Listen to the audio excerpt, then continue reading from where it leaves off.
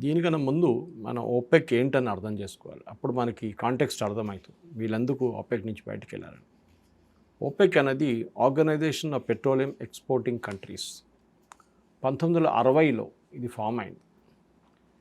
అప్పుడు ఈ petroleum exporting countries చాలామంది బ్రిటిష్ కాలనైజేషన్లో ఉన్నారు. ఫర్ ఎగ్జాంపుల్ యూఏఈ, వాళ్ళకి 71లోనే స్వాతంత్రం వచ్చింది. దానికన్నా ముందు దేవర colony, Saudi Arabia was a colony, Qatar colony, అందరు కాలనీస్ ఉన్నారు.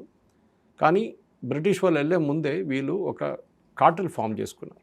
కార్టెల్ బేసిక్లీ అంటే ఇప్పుడు మన దేశంలో కూడా కార్టెల్స్ ఉన్నాయి, కానీ గవర్నమెంట్ పట్టుకుంటారు వాళ్ళు.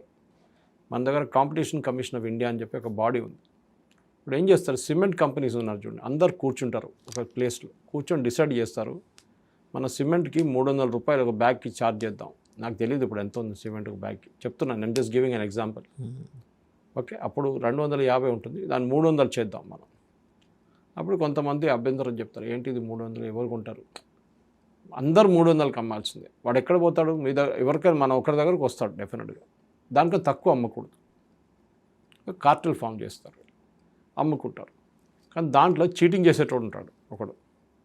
వాడు ఎప్పుడు చూడినప్పుడు ఒక 20 రూపాయలు తగ్గించి అమ్ముతాడు.